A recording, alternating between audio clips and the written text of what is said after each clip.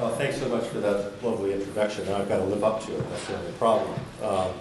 So welcome, everybody.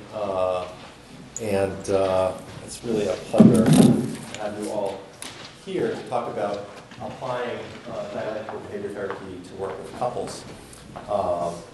As you may know, that I actually run a program, a community-based program in dialectical behavior therapy that has a very standard component for teens and for adults who, with borderline personality disorder, self-harming, chronically suicidal, the typical things that we use DBT to treat. But unlike a lot of DBT programs, we also have a specialized program for families. We have a couples program and a parents program, and as well as a program for women victims of domestic violence, which was not something I was ever particularly interested in getting into, but it turns out if you work with families, now you have to deal with that too. So we have this broad spectrum DBT program, and today I'm going to be talking about the couples piece of that. And even though we have a whole day just to talk about that, I'm just going to scratch the surface of the things that we do with couples. But I'm hoping that after just a little tiny bit of theory, we can move into some very practical things that you can do in working with partners, couples, and not just people with borderline personality disorder, although that's the prototype I'll be talking about today, but any couple that's kind of reactive. Anybody ever have a reactive? Okay. Now, I have an affectionate term for couples. I call them borderline couples. Okay? Neither member of the couple actually has to have borderline personality disorder to have a borderline couple. In fact, I'm willing to bet that almost everybody here at some point has been part of a borderline couple. Okay? Seriously. Anybody ever said anything mean to someone you love? Be honest. Do you have to work on honesty? I know it's early. But yeah. So this is broadly applicable. We're going to start with maybe some more extreme pieces of this. Okay, when one partner is self-harming, suicidal, making a suicide attempt, that's not so typical. But we're going to start there. But then we'll move down the treatment target hierarchy and talk about things that are actually applicable to couples, actually in general, to actually all of us and any of us. So. We're a lovely size, perfect size, I think. We're all ready to do some role plays. I hope you're going to put your acting hat on and come up and join me. But we've got all day, and I've got lots to cover, but at the same time, if you've got questions, I think that if you've got it, other folks haven't, please don't hesitate to raise your hand or just stand up and speak and say, what about this? Be thinking about your own clients as we go through this and thinking, okay, how does this fit? What would that look like? How would I do that with this couple or with this partner? Okay? And that's going to make this come alive and be rich and more useful for you. So we'll go from there. All right, so the first question, of course, is why would we want to extend DBT to couples or with parents or families in general? And I think that it's a much more succinct answer is the sound of one hand clapping. That's a much more succinct answer. Because, in fact, part of the issue, I think, with couples work, with family work in general, and you have this experience every once in a while, is that, maybe you'll have a friend or a colleague and say, well, gee, I know that. Everybody knows this, right? Everybody knows what good communication, actually, of course, not everybody does, but lots of people know what good communication looks like, right? Everybody knows make good I statements, make active listening. These are things that, lots of high schoolers could tell us about, okay? So why would we need family therapy at all? Everybody knows how to do this, right? Well, maybe not, because what happens is something breaks down. Remember, I said, did you ever say something mean to someone you love? And you know how to do this, and so do I. And yet, every once in a while, we find ourselves, and we're lucky if it's every once in a while, we find ourselves doing something like being mean to someone we love. Okay? And so we have to ask ourselves, why? If we know how to do it, what gets in the way? And of course, the short answer is, in DBT, we actually have some answers for this. Things start out pretty well, okay? And end up someplace else. I never quite understood this picture, by the way. I like it, but the no vacancy is kind of like, that kind of amuses me. So, but of course the dialectical behavior therapy answer to what gets in the way is that emotion dysregulation is what's getting in the way. That when we get dysregulated, all bets are off. Okay? That whole repertoire of active listening, gentle, descriptive, accurate expression, they just blow up and they fall apart. And because when we get dysregulated, we often don't know that we're dysregulated. We actually act as though we aren't dysregulated. And I'm saying we very broadly because I think this probably includes all of us here, everybody in the room. But of course the difference between chronic dysregulation and occasional dysregulation is a pretty big difference. The good news, though, is that if we can identify even those occasions when we get dysregulated, or people in good relationships get dysregulated, they can provide us some interesting information about what we need to do for our clients who are chronically dysregulated and who are blowing up and getting off the reasonably healthy, reasonably constructive way of communicating on a regular basis. Okay? Now, before we go further, I want to clarify, how many of you have some training in dialectical behavior therapy? Some of you do. Oh, look at this. Everybody does. All right, so I don't need to say too much about this. But for our purposes, I just want to make sure that we're clear that emotion dysregulation, for our purposes, does not mean being upset. It doesn't mean having a lot of emotion. Okay? You can be completely, perfectly regulated and have a lot of emotion. Okay? By dysregulation, we mean that the person is so uncomfortable with the painful level of emotion that he or she has that the person becomes oriented primarily to escaping that emotion or avoiding it in the first place. And will start to do anything, regardless of consequences, to avoid or escape from that painful negative arousal. Okay? So I'm going to use terms like emotion dysregulation, high negative arousal, okay, interchangeably. But I want to be clear that it's not the same as being upset. You can have a lot of emotion and be completely regulated. And that's a very important distinction. Okay? Is that okay with everybody? All right. So, over the last, it's interesting because for those of you who work with families, which is obviously everybody here at one time or another, you probably know that family research is actually a relatively new phenomenon. All of our lifetime, our professional lifetimes. There started to be the first really decent family research really didn't start until the 70s, okay? And took off actually quite a bit later than that. And so it's really the last 25 years that we started to learn a fair amount about what actually is going on in couples and families. It's not the sort of thing, for lots of different reasons, that there was a whole lot of research. I'm not saying there wasn't the occasional good study before that, but they were occasional, not regular. So for the last 30, 40 years, this connection between individual distress and psychopathology on the one hand, and couple and family distress and dysfunction on the other hand, has been very clear. There are actually now hundreds of studies that document the many ways in which individual and relationship distress go together. Okay? When you see one, you see the other. Okay? They're pretty, for example, some studies have said that if you have a distressed couple, I'm going to use the word distressed, meaning that the relationship's not going well. Okay? A distressed couple, that there's a between 10 and 25-fold chance of one of the partners being clinically depressed compared to a happy, non-distressed couple. Okay? Now, no offense to anybody who works for a pharmaceutical company, but SSRI is probably not going to change that.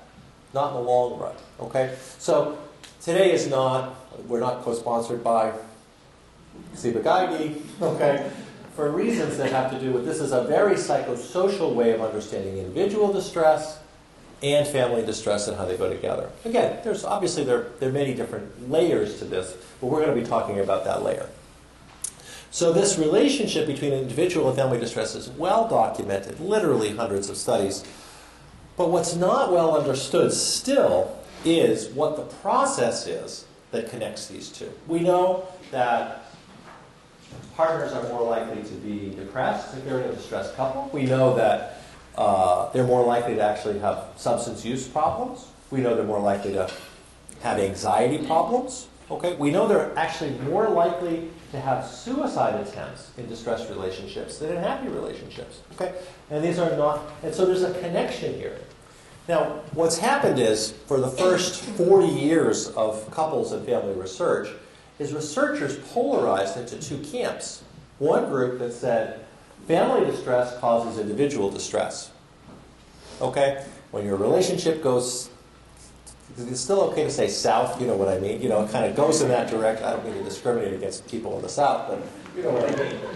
Okay, when it goes that way, that's bad for the individuals. And then another smaller but very vocal group of people say, no, individual distress and psychopathology starts in the brain. When you have a depressed partner, that's bad for your relationship. When you've got a substance abusing partner, that's bad for your relationship. If you've got a borderline partner, that's bad for your relationship. Okay? The trouble is, you can see how there'd be a legitimate argument there, right? Well, duh. Look, two-headed arrow. They're both true. Okay? So all this arguing, now by the way, this is not a settled argument, okay? There are still people out there fighting on the directionality of these arrows. Okay, I'm not one of them. I'm perfectly happy saying it goes in both directions, and I hope you'll join me in that because the data support the bidirectionality of this, the reciprocity of this, that this relationship could start on either side in very tiny increments, and that having an argument play out in a certain way isn't good for the individuals having that argument. And when the individuals become more individually distressed, it has something to do with how they transact, and then has something to do with their relationship, which spirals in the wrong direction, which then comes back, and in very small, I'm going to argue very small increments, these things are reciprocal. Now, who's got training in family therapy? Okay, well, so this is, again, I'm preaching to the choir here. Reciprocity is the middle name of most family therapy. Most family therapists, me too, by the way. I'm a DBT therapist, but I also consider myself a family therapist. That's my background. I've been always interested in both of these things. So this process is one that we're going to explore for just a few minutes, okay? And because it's DBT, we're going to put emotion dysregulation right in the middle of this process, okay? That's going to be a link, kind of I affectionately refer to as the missing link, in our anthropology of understanding the relationship between individual and relationship distress. That when individuals are dysregulated, that has a particular impact on the relationship, and certain relationship patterns in particular contribute to individual dysregulation, and that those things go back and forth, and that's the connecting link, the missing link between individual and family distress. That's my thesis in general, and everything we're going to talk about today is going to follow logically from that. So, emotion dysregulation, as I said, is when the person focuses primarily on escaping or avoiding the dysregulation, the negative emotional arousal. By the way, the Europeans call this aversive tension, which I think is a really nice term. When I use that term with couples, they like it. Aversive tension, yeah, because it often feels like anxiety. It doesn't at that moment feel like depression or something else, but it feels like anxious apprehension. Okay, so for example, let's do a little contrast. Okay, has anybody here ever been in a relationship that ultimately didn't work out well? Okay. Anybody? Nobody? We're going to work on the honesty thing, I can see. Okay. We have to have next time we're going to have a pre-workshop day, honesty. Okay. How to get there. Okay. So now hang on just for a second, okay? I want you to think about, I don't want you to get stuck here, but just think about the last week or so of that relationship that ultimately didn't work out. With me? You're sitting doing nothing particular, and the other person, okay, who shall remain nameless, okay, walks into the room. What happens to your emotion? What happens to your emotional arousal? Yeah, I see a lot of going up. And it's going up, the negative emotion is going up, not the positive emotion, right? Okay. Now I want to point out, this is that probably makes a lot of sense, right? That person has become an occasion to, for things that I intentionally said the relationship that didn't work out well, and this is the moment just before it crashes and burns, okay, or during the crashing and burning, okay. Now, wind the clock backwards to a week early in your relationship when you were falling in love, okay.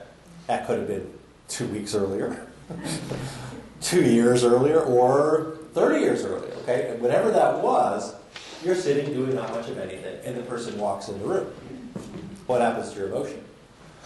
Right? Okay, emotion's going up, but it's a different kind of emotion now, right? It's positive emotions going up. Okay? Now, intuitively, that makes perfect sense, right? Because a lot of proverbial water has gone under the bridge between the and the shit, okay? Like, something happened between those two emotional responses. Straight conditioning, right? I mean, but it's the specific kinds of things that have happened, and that's what we're interested in. Now, dysregulation, it turns out, one of the things we've learned is that emotion dysregulation most often occurs in relational contexts. This is true even for people who don't have a romantic partner, okay? Most suicide attempts, a literal majority of suicide attempts occur following a rift in a significant relationship. Most of them are romantic ones, or would be romantic ones. Okay, but they could be with parents, it could be with siblings, could be with friends. Okay, but the statistics vary depending on how it's defined, but it's somewhere between 60, 80%. So a very significant percentage of actual suicide attempts occur in a relational context.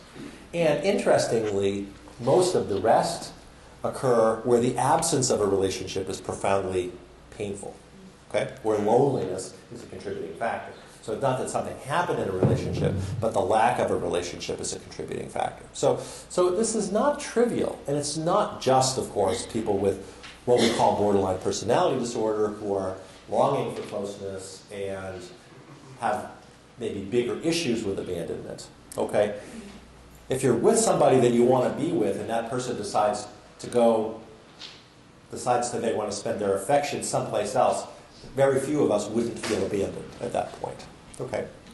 Now, it may be more acutely painful for the people who meet criteria for something like borderline personality disorder, but I would argue that it's acutely painful for anybody in that situation.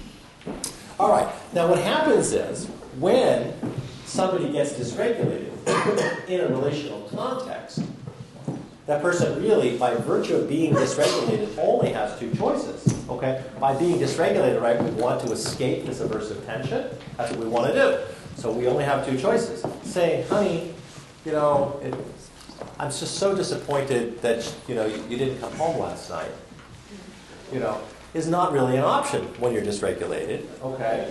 Can I curse here? Is that okay? Yeah. Okay. Saying, fuck you, get out of my life, is maybe what comes out. I'm not recommending this, okay? But if you're dysregulated, that's option A, with or without the cursing, right? The attacking, okay? Or you disappear, you withdraw, okay? And attacking and withdrawal are, of course, the two most corrosive things you can do with a partner. Really, what else could you, really. There are other corrosive things you could do. I guess you could go have sex with your partner's best friend or something, but that's pretty corrosive. But that's pretty corrosive, right? Attacking isn't good, and withdrawing isn't good. And those are very painful things to do. And is this starting to sound a little borderline-like? Right, borderline relationship. That's what we're talking about. And of course, it's borderline relationship truly with a borderline personality disorder when this is the daily occurrence in the relationship and it kind of goes on and on and on. For many people, outside the context of that relationship, their relationships are pretty healthy. Okay, that means it's a borderline relationship without borderline members. Okay, for some people, the relationship is borderline and their other relationships are doing the same thing. Then the connection between those relationship problems and other relationship problems is them. Okay, that's not to blame or and all be judgmental. It's just that that's probably a big individual pattern that's going on. But remember, even two very healthy people, sincerely very healthy, who have had other good relationships, can still end up in a borderline relationship, in a reactive, destructive kind of pattern. Okay. Now, as a therapist, this is tricky, okay? I want you to notice, okay? So, I grew up in Boston, actually, so, you know, hockey is kind of relevant. I'm so encouraged by your progress, I'm going to conduct the next session without the shin guards. But look at this right here, right? Does anybody ever feel this way like a therapist? Like, okay, finally getting things a little bit under control, and then you take a little sigh, and then it blows up. Okay, that's what.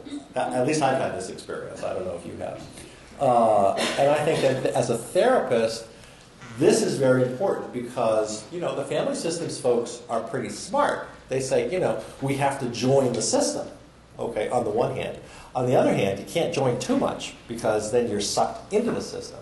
So you've somehow got to maintain your ability to observe while still having credibility inside the system. The good news is in DBT we automatically have that by having a consultation team. So more on that later.